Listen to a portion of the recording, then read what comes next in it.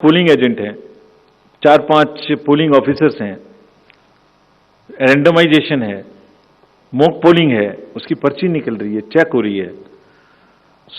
फिर भी अगर इसमें किसी को भी कोई डाउट है वो जब भी हमारे पास आएगा, अभी आया नहीं है, हमने खाली जैसे आप ही ने जब लिखा होगा आप लोगों ने तो हमने पढ़ा था, जब भी आएगा जब जरूर कोशिश करेंगे कि सबको कन्विंस करें, ये हमारी जिम्मेदारी है। और पार्टीज बोल रही हैं तो कुछ जरूर सोच समझ के बोल रही होंगी, उनको हम कन्विंस करने की कोशिश करेंगे। वैसे जितने लोग बोल रहे हैं वो सब किसी न किसी चुनाव में यही वाली ईवीएम्स उनके पक्ष में भी रिजल्ट लगातार।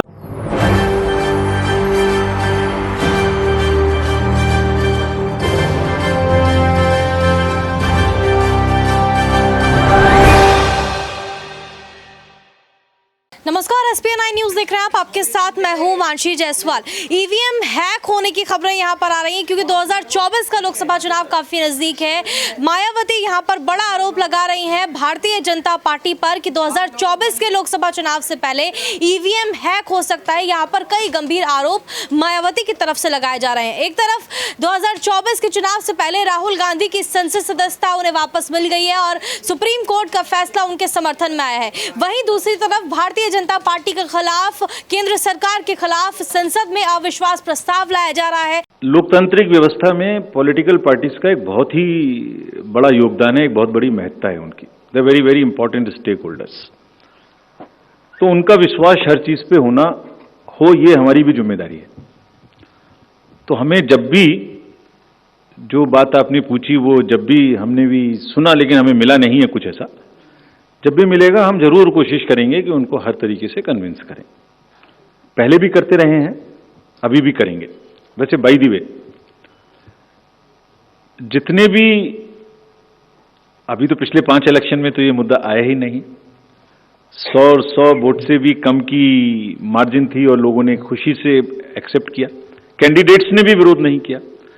और करने की गुंजाइश इसमें 2 बातें, एक टेक्नोलॉजिकल बात है, एक प्रोसेस ओरिएंटेड बात है। टेक्नोलॉजी चलिए एक तरफ बात करते हैं अभी, बट प्रोसेस, मशीन कहां जाएगी, एफएलसी किसके सामने होगी, सिंबल लोडिंग कैंडिडेट्स के सामने होगी, पॉलिटिकल पार्टीज के सामने होगी, स्टोरेज उनके सामने होगा, कौन सी मशीन का नंबर क्या है उसकी लिस्ट उनको दी जाएगी, ट्रेनिंग में कौन सी मशीन है ये अवेलेबल रहेगा, वेयर हाउस में आप रह सकते हो ये आपकी छूट रहेगी। तो उस प्रोसेस में अच्छा, उसका मोकपोल आपके सामने होगा, वो कमीशन आपके सामने होगी। तो how can you in an entire system process wise rig everybody. 5 polling agent हैं, 4-5 पोलिंग ऑफिसर्स हैं, रैंडमाइजेशन है, मॉक पोलिंग है, उसकी पर्ची निकल रही है, चेक हो रही है।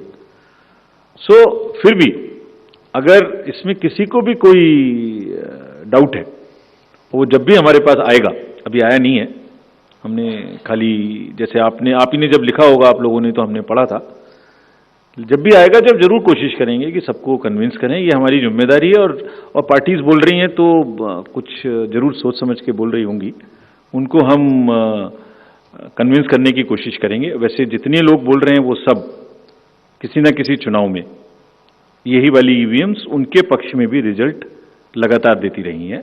वो भी लिस्ट है पूरी एक, उसको भी कहेंगे तो आप लोगों के साथ शेयर कर देंगे। After last so many years वो कितनी जगह में परिवर्तन होते रहे। मणिपुर के मुद्दे पर लगातार भारतीय जनता पार्टी गिरती हुई नजर आ रही है। वहीं एक और जो है यहाँ पर आरोप लगता हुआ नजर आ रहा है मायावती की तरफ से ईवीएम हैक का। यहाँ पर बड़ा आरोप वो लगाती हुई नजर आ रही है। उनका साफ तौर पर कहना है कि 2024 में भी अगर प्रधानमंत्री नरेंद्र मोदी की जीत होती है तो आप समझ जाइए कि ईवीएम के साथ गड़बड़ी हुई है और ईवीएम हैक यहाँ पर हुआ है। तो साफ तौर पर ये बड़े आरोप यहाँ पर लगाती हुई नजर आ रही। तो आपको बता दें, सुप्रीम कोर्ट के वरिष्ठ वकील कपिल सिब्बल ईवीएम को लेकर के यहाँ पर कई बार हमला बोल चुके हैं भारतीय जनता पार्टी पर। क्या कुछ वो कह रहे हैं, सुनिए। 2-4 बातें मैं आपके सामने रखना चाहता हूँ। ये पहली बार नहीं है कि ये बातें हमने चुनाव आयोग के सामने रखी हो। अनेक बार हम चुनाव आयोग के पास गए हैं और उन्होंने कहा है कि जो आपका ईवीएम मशीन है इसके द्वारा और इसका दुरुपयोग हो सकता है। और जब जब भी हमने खुद देखा और आप लोगों ने भी देखा कि जब जब भी मशीन में कोई खराबी आई हो, वोट हमेशा बीजेपी को जाता है। तो ये भ्रम केवल राजनीतिक दलों की बात नहीं है, ये भ्रम जनता पे फैल चुका है और आज तक चुनाव आयोग ने जवाब नहीं दिया।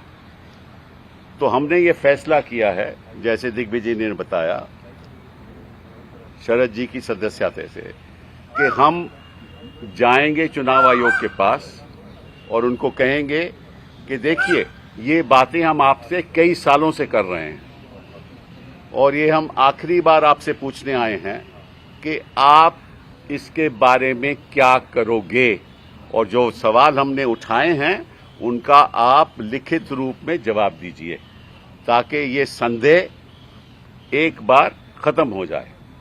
किसी के मन में कोई संदेह नहीं होना चाहिए। और उसके बाद अगर चुनाव आयोग हमें ये नहीं बताता कि किस तरीके से ये मशीन और ये जो हमने सवाल पूछे हैं उसका जवाब नहीं देता, अगर वो ठीक तरह से जवाब नहीं देंगे तो फिर हम राजनीतिक दल फैसला करेंगे हमने आगे क्या करना है। I just want to mention that this is not an issue that has happened for the first time. We've been raising issues about the credibility of the process of voting through an electronic machine in this fashion. And many a time, whenever the machines have gone bad, we have always found that the vote goes to the BJP. Now, any machine in the world can be manipulated. Nobody, no science, the most expert person in the world cannot ever say that this machine or no machine can be manipulated.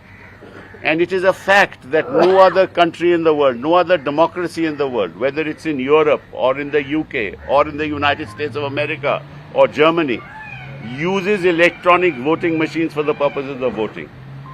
और अगर बाकी देशों में इसका इस्तेमाल नहीं होता electronic machine का, तो हमारे देश में क्यों इस्तेमाल हो रहा है? और इसकी and behind this is our concern that ultimately the fundamentals of democracy is one man, one vote. And if that one man, one vote can be manipulated, then the foundation of democracy is at stake. And we as political parties have decided that we will not allow this to happen because for us, it's democracy that is more important than anything else. हार जीत तो होती रहती है, लेकिन गलत तरीके से किसी को जीतना ये हमें। तो सुना आपने किस तरीके से ईवीएम को लेकर के कपिल सिब्बल यहाँ पर बड़ा बयान देते हुए नजर आए। इसके अलावा तमाम विपक्षी पार्टियां भी हैं जो ईवीएम को लेकर के लगातार निशाना साध रही हैं। दिग्विजय सिंह भी यहाँ पर अपना बयान देते हुए उन्होंने साफ तौर पर कहा कि भारतीय जनता पार्टी कहीं ना कहीं एक षड्यंत्र के तहत हर बार लोकसभा चुनाव जो है वो जीती हुई नजर आ रही है पिछले 2 बार के चुनाव से। तो साफ तौर पर क्या कुछ यहाँ पर दिग्विजय सिंह की तरफ से कहा जा रहा है, सुनिए। माननीय चुनाव आयोग से पूछे थे इस बारे में सिटीजन कमीशन ऑन इलेक्शन जिसके जस्टिस लोकुर अध्यक्ष थे, उन्होंने जो रिपोर्ट दी उसके आधार पर एक प्रश्नावली पत्र के साथ 2 मई 2022 को इलेक्शन कमीशन को दी गई, रिमाइंडर दिया गया, लेकिन आज तक उसका कोई जवाब माननीय चुनाव आयोग ने नहीं दिया। अभी एक रिमोट ईवीएम मशीन पर all party meeting election commission ने बुलाई थी और उसमें लगभग सर्वसम्मति से रिमोट इलेक्ट्रॉनिक वोटिंग मशीन के द्वारा चुनाव कराने पर असहमति व्यक्त की लोगों ने, और यहां तक कि जो डेमोन्स्ट्रेशन देना चाहते थे, डेमो देना चाहते थे, उसको भी मना कर दिया। देश में इस बारे में शंका है। हम ये नहीं कहते कि आप इसको बदलकर ये करिए, लेकिन ये पहले कहते थे ये स्टैंड अलोन मशीन है, लेकिन खुद वो स्वीकार अब करते हैं कि स्टैंड अलोन मशीन नहीं रही है, क्योंकि इसमें कैंडिडेट का नाम और सिंबल अब डाला जाता है थ्रू इंटरनेट। इसके साथ साथ पहले कहते थे ये 1 टाइम प्रोग्रामेबल चिप है, अब उन्होंने स्वीकार किया कि मल्टीपल प्रोग्रामेबल चिप है। ऐसे अनेक सवाल हैं जिनका उत्तर माननीय चुनाव आयोग से हमको मांगना है। सभी राजनीतिक दलों ने जो यहां मौजूद हैं, उन्होंने इस पर सहमति व्यक्त की है कि हमें प्रश्न पूछना चाहिए, जवाब लेना चाहिए। हमारे दिमाग में एक भ्रम जो है उसे दूर होना चाहिए। ये इस बारे में चर्चा हुई है। तो सुना आपने, यहाँ पर तमाम विपक्षी पार्टियां भारतीय जनता पार्टी की मुश्किलें बढ़ाती हुई नजर आ रही हैं और अब ईवीएम हैक का यहाँ पर जो आरोप लगाया जा रहा है, देखना होगा कि भारतीय जनता पार्टी इसका किस तरीके से जवाब देती है। आप इस मुद्दे पर क्या सोचते हैं, हमें कमेंट करके जरूर बताएं। देश और दुनिया की तमाम बड़ी खबरों के लिए देखते रहिए SPN 9।